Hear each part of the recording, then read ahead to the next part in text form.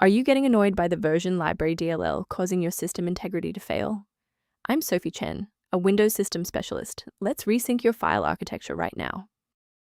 To begin our version library troubleshooting, choose between the manual path or a resource for standardized maintenance. This is the version library, a native Windows library used to retrieve version information from files and executables.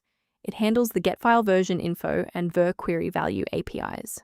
While a standard file, it is frequently targeted by game modders to wrap and inject code into legacy titles. If missing or corrupted, applications will be unable to verify their own versioning, often resulting in incompatible OS errors. With that context in mind, our first logical step is a clean reinstallation. This issue is best handled by the Windows Resource Protection Service.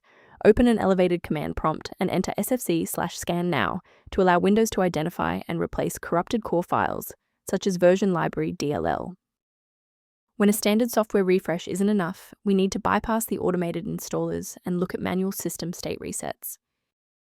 A full system restart ensures that no background processes are currently locking the version library file. A fresh boot allows Windows to reinitialize its library map from a clean state. Take a second to bookmark this page or hit the like button before restarting. That way you can easily resume this guide once your system has finished rebooting. Since that didn't resolve it, let's pivot to step 3 to address the root cause directly. If you need to pause the video to get your workspace ready, take your time. Sometimes a simple restart isn't enough for broken runtimes. Follow these steps to refresh the redistributable files. First, go to Control Panel, then select Programs and Features. Second, find every Microsoft Visual C++ Redistributable 2005 through 2022. Third, right-click each and select Change, then select Repair. If that fails, download the latest all-in-one VC++ redistributable package from Microsoft's website. Please note that for DLL files with numbers, the number tells you which version to repair. For example, 120 equals 2013. Before concluding, I want to address a critical security consideration for maintaining your system's integrity.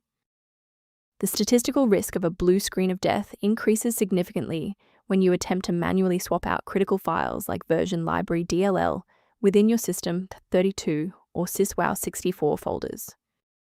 To ensure your environment stays properly configured, a professional diagnostic can help verify that your library references remain intact. The link below provides access to a professional maintenance resource for reviewing version library-related system data. I'm Sophie Chen. We are dedicated to providing clear, safe paths to PC repair, including version library dependencies. Subscribe to support our technical mission.